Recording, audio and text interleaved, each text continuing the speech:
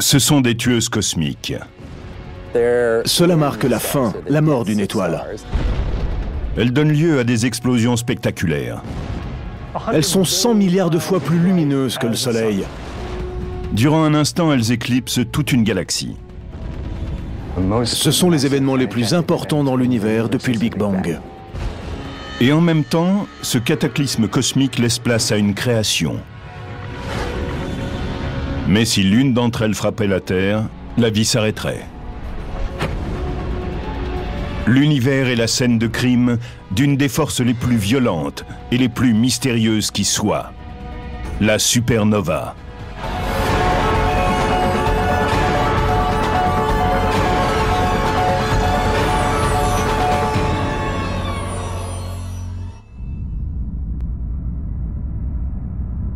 Les supernovas, qui signent de façon sensationnelle la mort des étoiles, produisent les plus grandes déflagrations de l'univers. En fait, seule une minorité d'étoiles explosent, mais celles qui font boum explosent en 1000 morceaux. Elles émettent une énergie qui correspond à plus d'1 milliard de fois celle que le Soleil produit dans toute son existence. Cette déflagration spectaculaire relâche dans l'univers de grandes quantités de radiation mortelle. Si une étoile située au centre de notre système planétaire donnait naissance à une supernova et explosait, cela éliminerait certainement toute forme de vie de ce système. Les radiations stériliseraient tout ce qui vit sur n'importe quelle planète.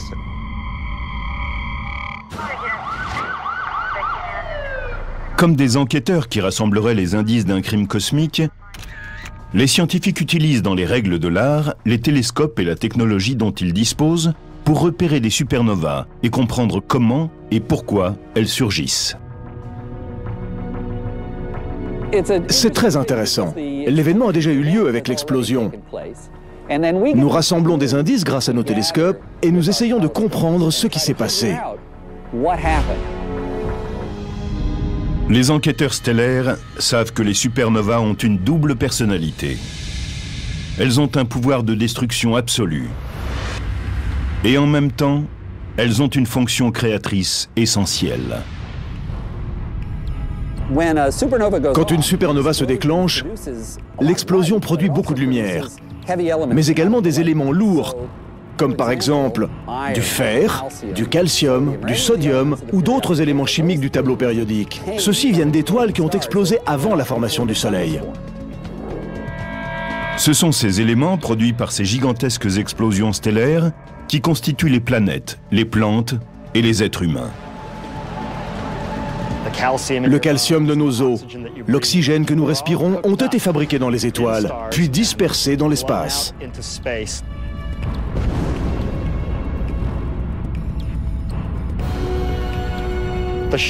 Les ondes de choc issues de l'explosion des étoiles compriment les nuages de gaz à proximité et déclenchent leur effondrement gravitationnel. Par la suite, ils amorcent un nouveau processus de formation d'étoiles, de planètes et finalement d'êtres vivants.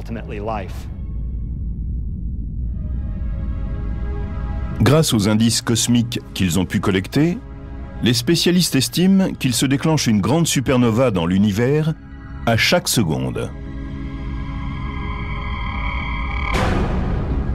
Cela fait quelque chose comme 30 millions par an, et ce depuis les 10 derniers milliards d'années que l'univers existe.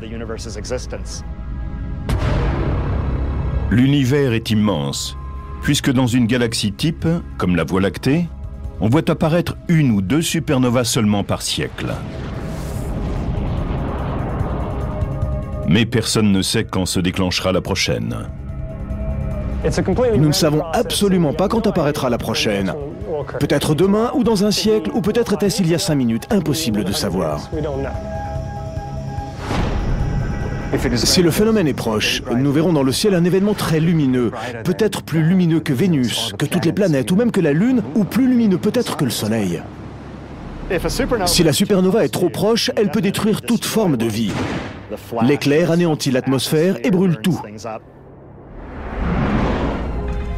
Les astronomes surveillent le ciel en permanence. Ils gardent en toutes circonstances un œil attentif sur 2 étoiles de la Voie lactée susceptibles d'exploser à proximité de la Terre et de provoquer une catastrophe. Lune est située au cœur de la nébuleuse Eta Carina, à près de 9000 années-lumière de notre planète. Nous savons qu'Eta Carina est une étoile dont la masse équivaut sans doute à 100 fois celle du Soleil. Elle a une durée de vie très courte, et il se peut que sa fin soit pour très bientôt.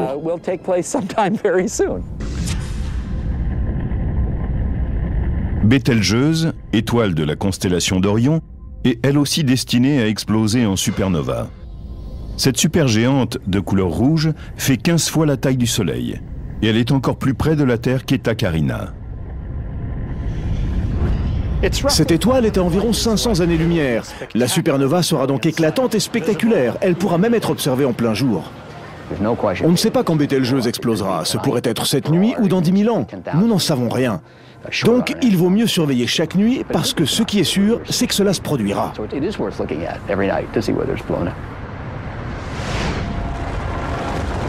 Les explosions de supernovas massives ne font pas que détruire et créer des étoiles, des planètes ou des êtres humains. Elles déchaînent aussi une puissante énergie sous forme de rayons cosmiques. Ces particules très chargées en énergie frappent chaque jour notre planète. Et le plus important, c'est qu'elles ont la capacité de modifier son évolution. Nous vivons dans ce que j'appellerais une écologie galactique perturbée. La galaxie est en pleine éruption. Notre planète risque à tout moment d'être touchée. Les experts disent que ces rayons cosmiques peuvent transformer les êtres vivants. Et ils le font. Nous savons qu'il y a des mutations génétiques quand les rayons cosmiques frappent des éléments vivants, car cela perturbe l'ADN cellulaire. Si une supernova se trouvait à proximité de la Terre, nous recevrions beaucoup plus de rayons cosmiques, 100 000 ou 1 million de fois plus qu'à l'ordinaire. Cela peut provoquer la disparition d'une espèce ancienne, mais aussi le développement de nouvelles espèces. Ainsi, une supernova est-elle un agent de changement aussi bien positif que négatif?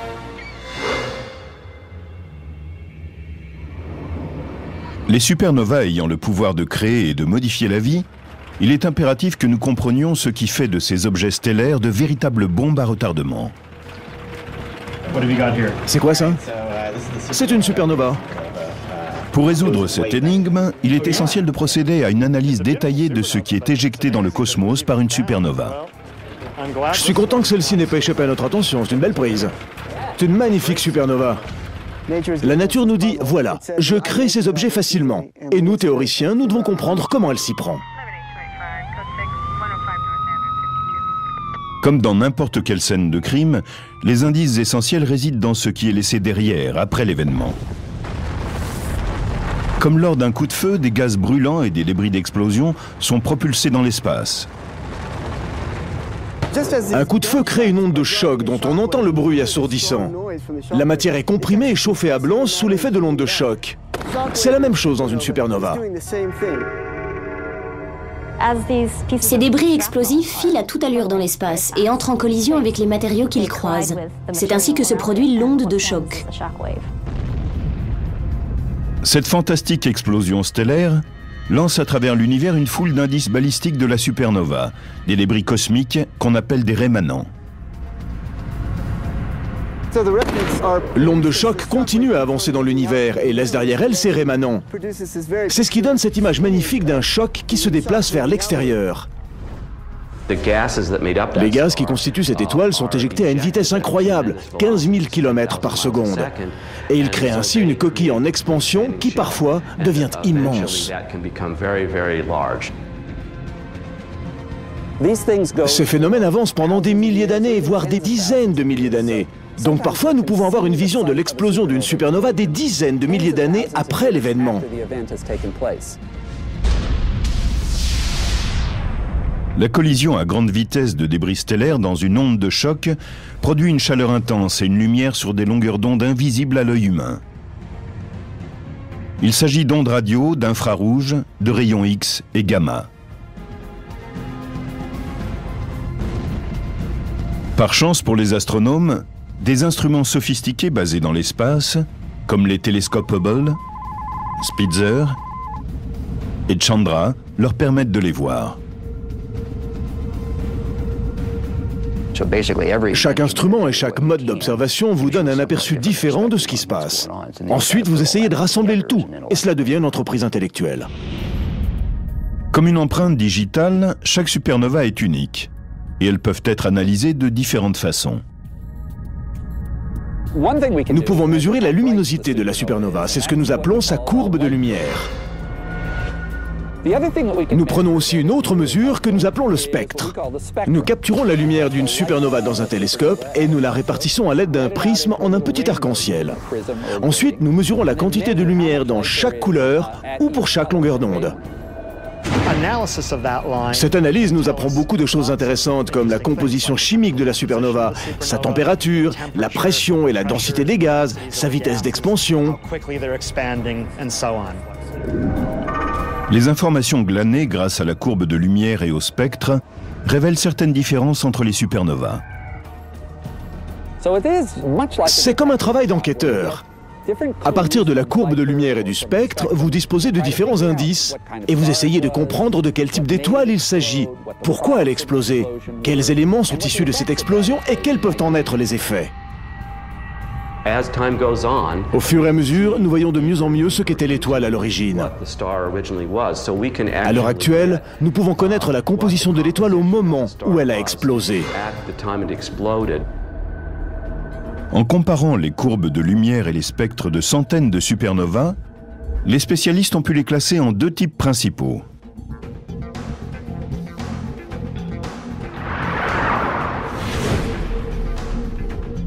La supernova de type 1A ne dégage pas d'hydrogène.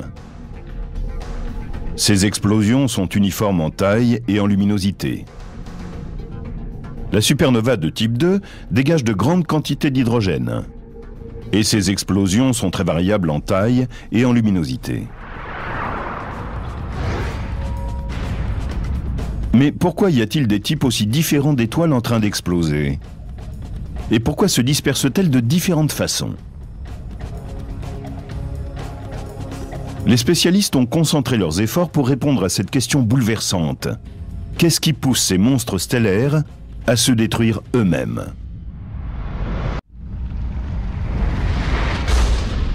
Comme des chasseurs de primes à la poursuite de bandits, les astronomes d'aujourd'hui fouillent le cosmos à la recherche de supernovas mortelles. Les yeux rivés sur le ciel, ils appartiennent à une longue lignée d'observateurs. C'est en Chine, en 185 après Jésus-Christ, qu'un homme a aperçu pour la première fois une supernova, il y a 2000 ans.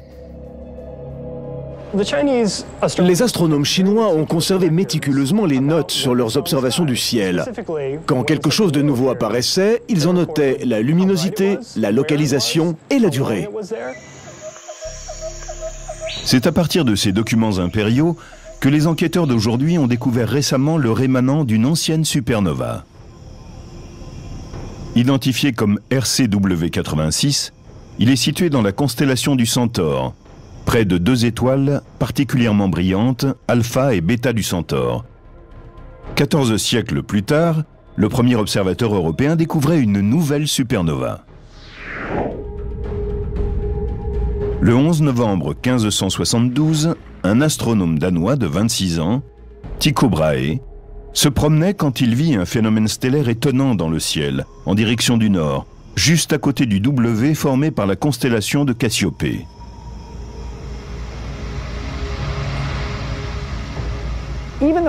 Il l'a vu et il était le plus grand astronome de son temps. Pourtant, il n'en a pas cru ses yeux. Quelques années après cette vision de Tycho Brahe, son ancien élève, Johannes Kepler, observa à son tour une nouvelle étoile. Il a mesuré la distance entre deux étoiles situées autour du phénomène. Et nous pouvons nous servir aujourd'hui de ces mesures pour retrouver l'endroit exact où l'explosion s'est produite.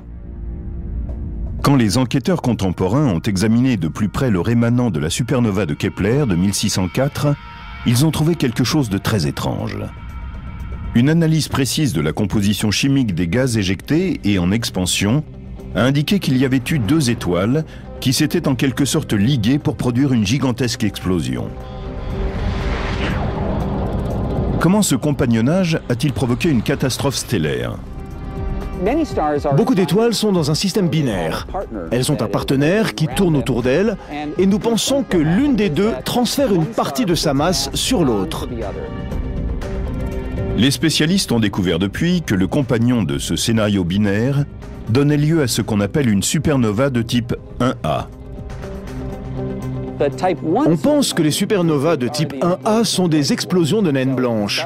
C'est ainsi qu'une étoile comme le Soleil produira une pépite très dense de la taille de la Terre. Quand une étoile comme le Soleil meurt, elle expulse ses couches extérieures, pour ne laisser derrière elle qu'un petit cœur dense de matière dégénérée, qu'on appelle une naine blanche. Les cendres du Soleil vont devenir une naine blanche de carbone et d'oxygène formée de ces débris. Elle va durer éternellement, tout en refroidissant. Mais quand une étoile a un compagnon, tel le complice d'un crime, cela peut mener à la catastrophe. L'étoile transfère sa masse sur cette naine blanche, jusqu'au point où elle devient instable et qu'une fusion se produit en son centre. Ensuite, très rapidement, l'étoile naine blanche, qui est assez morne, va exploser en une supernova extrêmement violente et brillante. Mais pourquoi et comment certaines naines blanches engendrent-elles de telles déflagrations ? C'est un jeune astrophysicien très brillant, Subrahmanyam Chandrasekhar, le Sherlock Holmes de l'astrophysique, qui en a eu la perception alors qu'il se trouvait sur un bateau qui le conduisait d'Inde en Angleterre. Au cours de ce long voyage, il s'est servi des domaines nouveaux de la physique quantique et de la théorie de la relativité pour proposer l'idée qu'une naine blanche ne pouvait atteindre qu'une masse maximum limitée.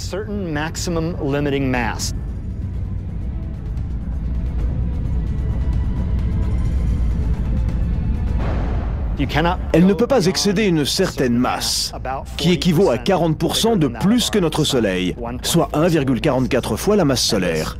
C'est ce qu'on connaît sous le nom de limite de Chandrasekhar. Au-delà de celle-ci, il se déclenche une chaîne de réactions nucléaires incontrôlées.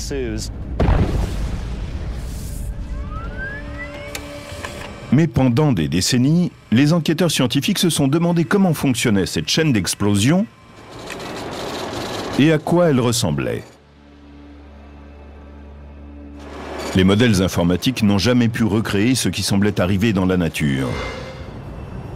Mais en 2006, des astrophysiciens du prestigieux Flash Center de l'Université de Chicago ont littéralement craqué le code.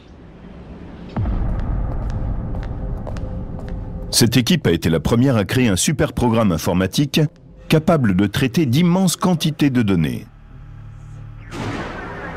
C'était nécessaire pour simuler la complexité des dynamiques à l'œuvre dans l'explosion d'une étoile. Nous appelons cela le calcul haute performance. Certains des ordinateurs que nous utilisons comprennent 128 000 processeurs. C'est exactement comme si 128 000 ordinateurs étaient reliés pour travailler ensemble. Même avec toute cette puissance, les ordinateurs ont dû travailler presque 60 000 heures. Les astrophysiciens ont décidé de ne pas commencer la simulation de l'explosion au centre même de l'étoile. Si nous avons décidé de commencer plutôt un peu à côté du centre, c'est parce qu'il est très peu probable que la flamme brûle exactement au centre, ou quasiment. Il n'y a pas assez de volume à cet endroit, c'est impossible. D'après cette extraordinaire simulation, il suffit d'une seconde pour qu'une bulle de feu se forme à l'intérieur de l'étoile. On voit apparaître, en plein centre de l'étoile, une bulle qui grandit rapidement, qui se développe, tandis que surgissent les flammes qui brisent la surface de l'étoile.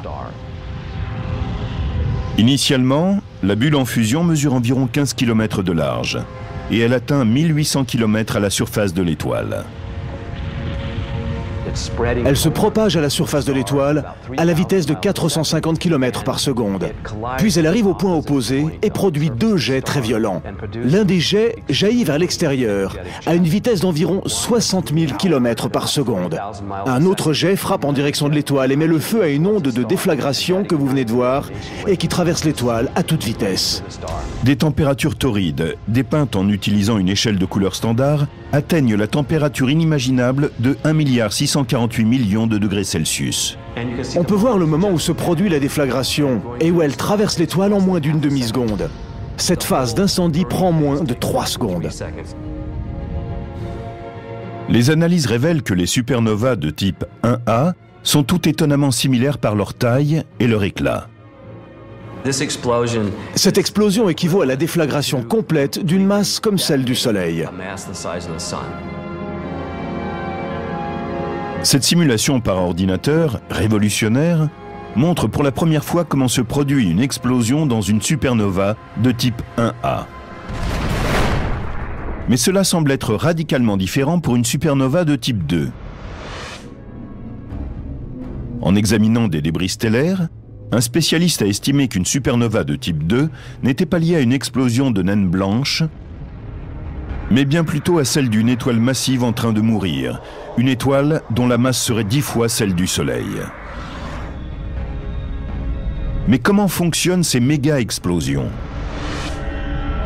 La réponse à cette énigme cosmique est arrivée au milieu du XXe siècle, quand des chasseurs de supernovas ont pour la première fois de l'histoire scruté systématiquement les étendues intergalactiques à la recherche de gigantesques étoiles en train d'exploser.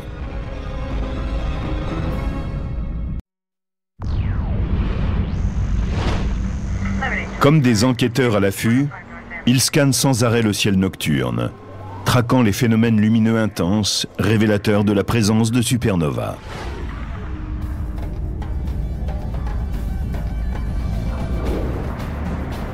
Pour assurer cette surveillance, ils utilisent un éventail impressionnant de télescopes de haute technologie, dispersés à travers le globe. Nous avons découvert des supernovas avec des télescopes terrestres. Ceux-ci observent le ciel en permanence à la recherche de nouvelles explosions. La chasse aux supernovas a commencé dans les années 1930.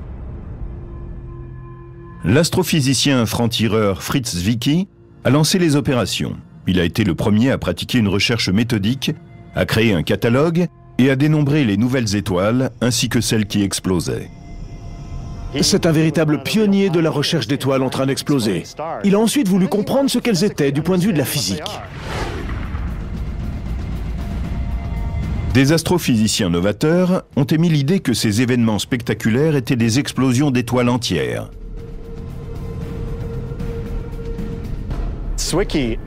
Zwicky a émis l'idée qu'un certain type d'étoile massive pouvait commencer et exploser au moment où son cœur s'effondrait, puis qu'elle reprenait des forces et générait alors une explosion colossale. Il a dit qu'au cours de l'effondrement, un rémanent compact devrait se former et donner une étoile à neutrons. La matière ordinaire est constituée avant tout de protons, de neutrons et d'électrons. Dans cet effondrement du noyau ferreux, les protons et les électrons qui forment les atomes de fer se combinent pour donner naissance à des neutrons. Une étoile à neutrons est un objet incroyablement dense. Si on prenait un gratte-ciel comme l'Empire State Building de New York et qu'on le compresse jusqu'à la densité d'une étoile à neutrons, il aurait la taille d'une bille. Ils ont une très haute densité. Une cuillère à thé de matériaux d'une étoile à neutrons pèserait plus d'1 milliard de tonnes sur Terre. Aujourd'hui, les spécialistes pensent que seules les énormes étoiles mesurant au moins 10 fois la taille du Soleil ont le potentiel pour générer ce type d'explosion avec effondrement du cœur. L'étoile massive génère de l'énergie en opérant la fusion d'abord de l'hydrogène, puis de l'hélium.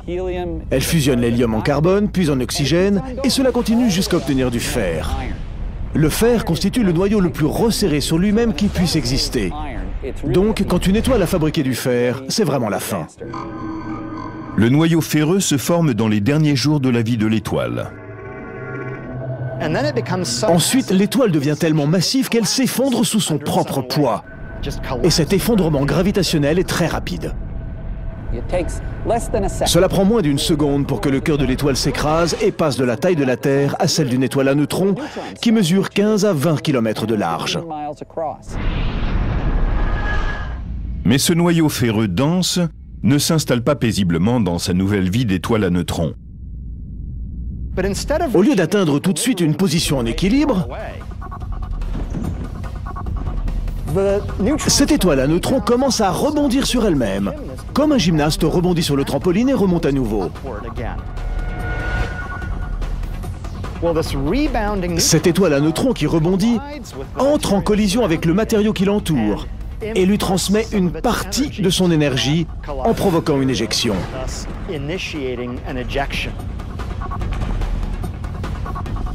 Pourtant, contrairement aux gymnastes pour qui finalement la gravité l'emporte et le ramène sur Terre,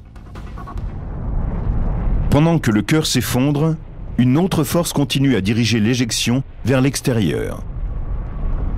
Maintenant, quelle est cette force mystérieuse qui a provoqué cette déflagration dans l'espace ?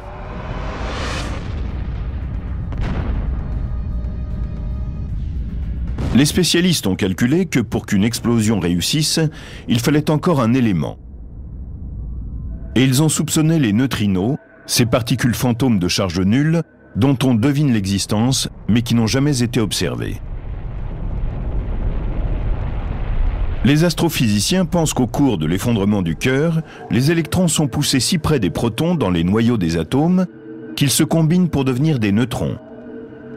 Et dans ce processus, ils libèrent ces minuscules particules mystérieuses, les neutrinos.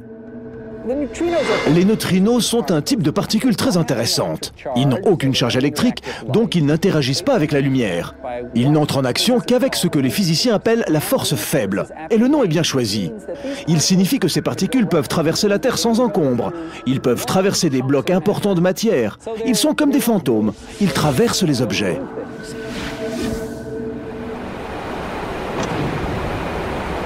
Pendant des siècles, les astronomes ont étudié les rémanents de supernovas dans les galaxies lointaines, des événements passés depuis longtemps.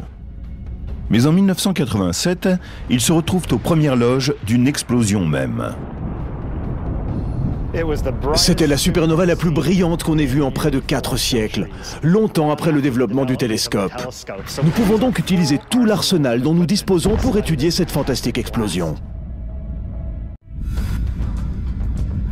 En 1987, a lieu non loin de notre galaxie, l'événement stellaire le plus fantastique depuis l'invention du télescope. Le premier à en être témoin est le jeune astronome chilien Oscar Duhalde.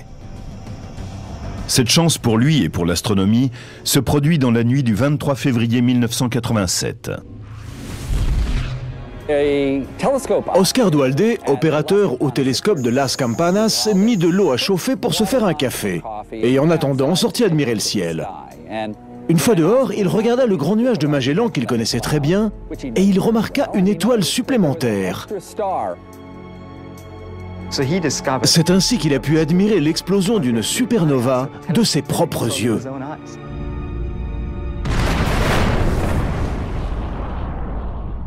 Quand une étoile explose, les astrophysiciens, comme des enquêteurs sur un crime, savent que les premières heures sont critiques.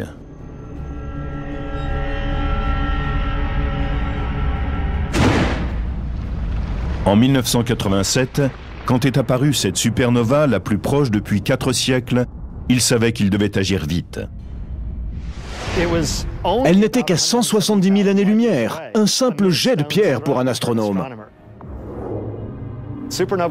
La supernova 1987A était dans ce qu'on appelle le grand nuage de Magellan, une galaxie naine qui tourne autour de notre Voie lactée et qui est beaucoup plus grande. Bien qu'elle soit la première supernova de l'année, cette étoile exceptionnelle en train d'exploser tout près de la Terre a simplement été nommée SN 1987A. Mais cette fois, sur toute la planète, des dizaines d'astronomes chevronnés étaient prêts à entrer en action. Avec leurs équipements et leurs télescopes sophistiqués, ils tournent leur attention et leurs appareils vers les cieux et examinent attentivement la supernova 1987A. Sachant que l'explosion d'une étoile est à son maximum dans les premières heures et qu'elle émet beaucoup d'ondes de lumière ultraviolette, les détectives cosmiques se jettent dans l'action. Nous avons vu de la matière se déplacer extrêmement vite, à 1/10 de la vitesse de la lumière. C'était l'étoile qui était en train d'exploser. Les scientifiques avaient leur explosion, maintenant ils voulaient connaître le nom de la victime.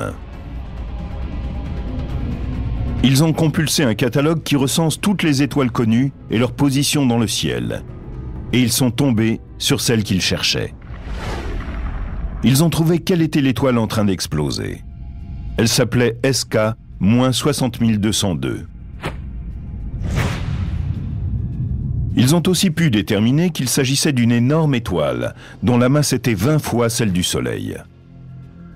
En examinant la preuve spectrale, les scientifiques ont pu voir de fortes lignes d'hydrogène. SN 1987A portait les marques distinctives d'un effondrement du cœur d'une supernova de type 2. Mais pour confirmer leurs soupçons et prouver cette théorie de l'effondrement du cœur, il fallait trouver un élément supplémentaire. Les spécialistes avaient besoin de neutrinos, ces particules fantômes dont ils avaient prévu qu'elles seraient libérées pendant l'explosion.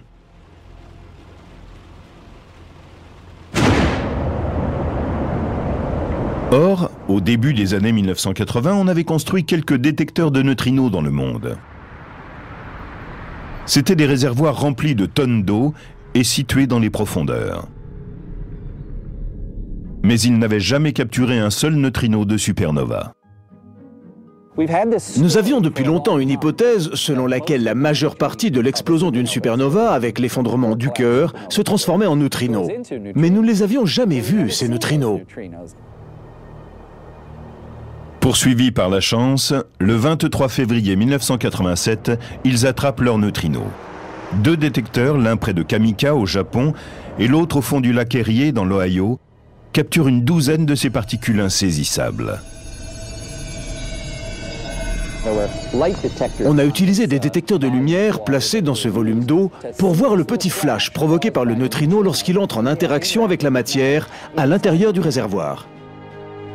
Pour la première fois, des scientifiques avaient la preuve tangible de l'existence des mystérieux neutrinos générés dans le cœur d'une étoile en train d'exploser. Aujourd'hui, les astronomes savent que les théories émises dans les années 1930 étaient exactes. La supernova 1987A a montré sans le moindre doute que le noyau de fer massif de l'étoile s'était effondré et avait formé une étoile à neutrons parce qu'au cours du processus, une foule de neutrinos avait été créée. Avec le déploiement dans l'espace de puissants télescopes, les astronomes ont pu travailler dans le sillage des découvertes étonnantes liées à la supernova 1987A.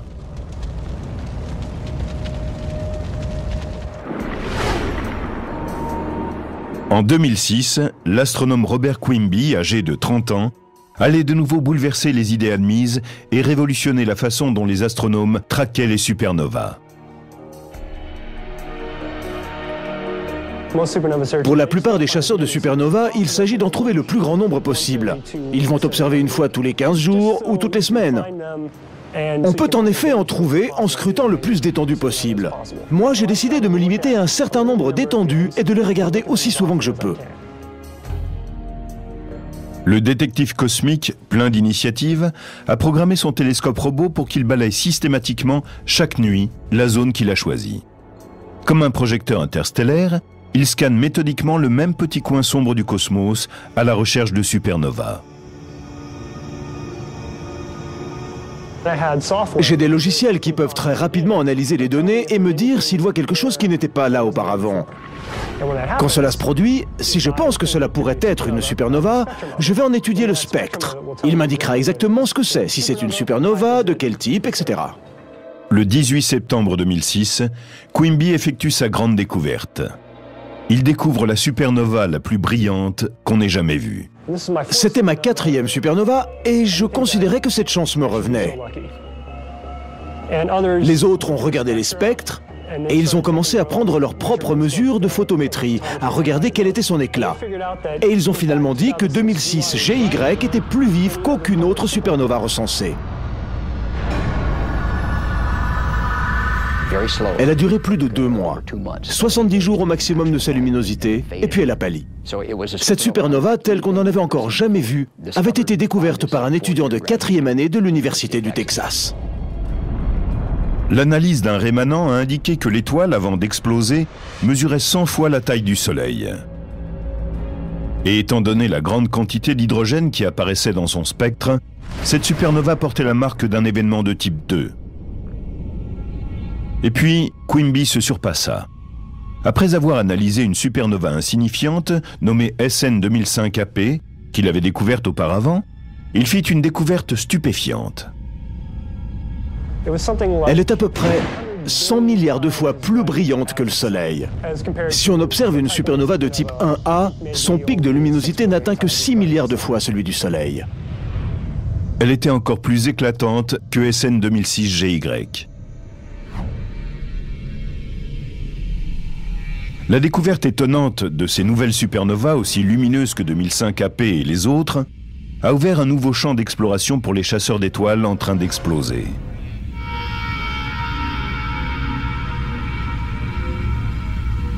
Notre idée de base, c'est que tout cela est peut-être lié au sursaut de rayons gamma.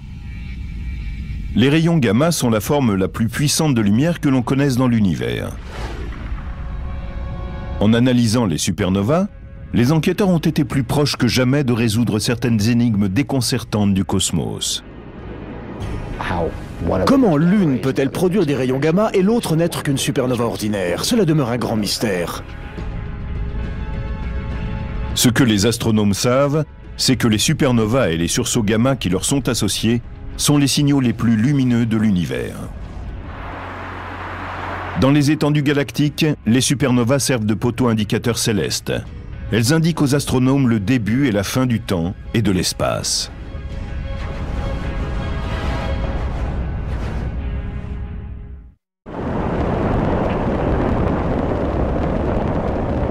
Le puissant satellite Swift de la NASA, lancé en 2004, a été spécifiquement conçu pour balayer le ciel et détecter les sursauts gamma dans l'univers.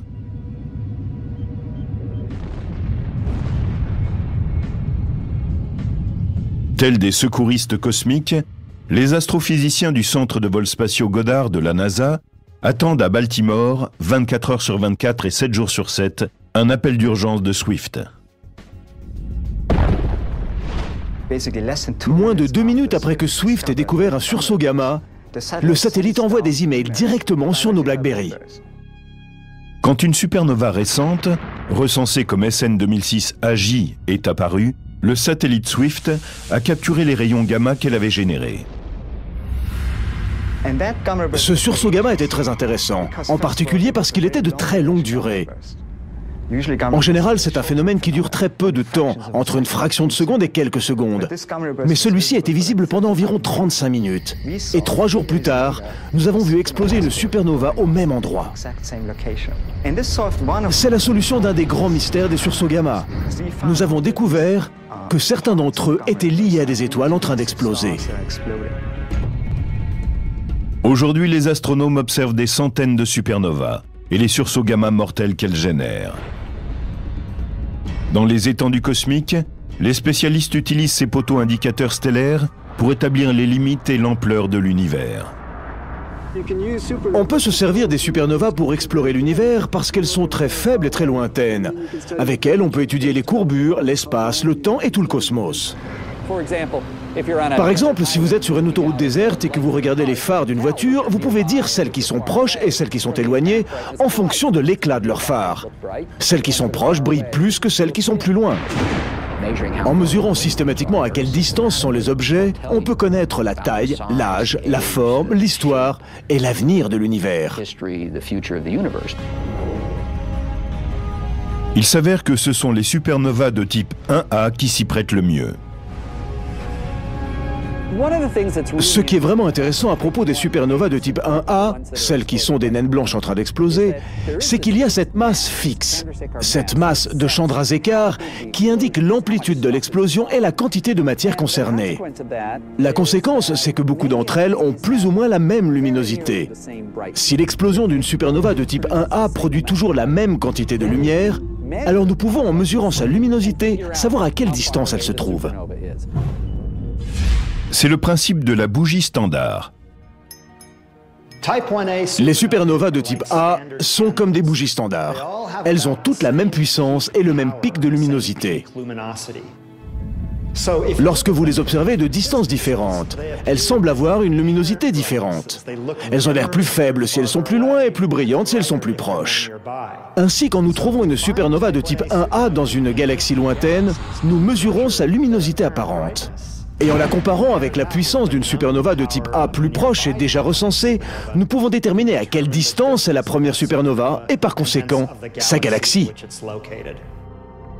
Cette technique novatrice a aussi conduit les enquêteurs cosmiques à quelques conclusions radicales. On peut, à partir de la distance des supernovas, comprendre l'activité de l'univers et son âge. Nous savons maintenant, grâce à différents indices, qu'il a un peu moins de 14 milliards d'années. Mais surtout, nous avons découvert qu'il était en train d'accélérer, alors que nous pensions qu'il ralentissait sous l'emprise des matériaux gravitationnels. Cette découverte a provoqué une véritable révolution intellectuelle. Comme si, quand on lançait une balle vers le plafond, elle revenait dans la main, puis retournait vers le plafond de plus en plus vite. Tous les manuels d'astronomie disaient que l'univers allait ralentir. La gravité devait freiner le rythme d'expansion. Mais ces résultats ont montré qu'au lieu de ralentir, il était en fait en train de s'élargir de plus en plus vite.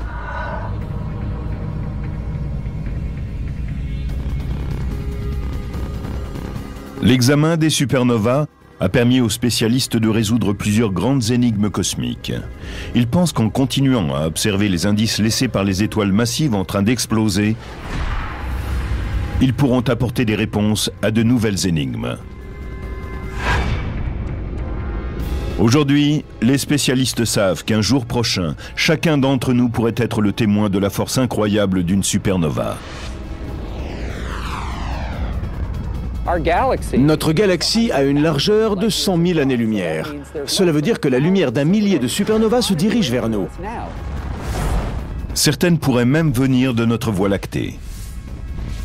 Dans notre galaxie, nous nous attendons à avoir une moyenne de 2 explosions de supernovas par siècle. Le problème, c'est que la dernière supernova que nous ayons vue date d'à peu près 4 siècles. Notre galaxie a pris beaucoup de retard. Si cela surgissait dans notre galaxie, nous serions comme Tycho Brahe, Kepler, Chandrasekhar et Zwicky, témoins de la force à la fois la plus destructrice et la plus créatrice de l'univers. La supernova.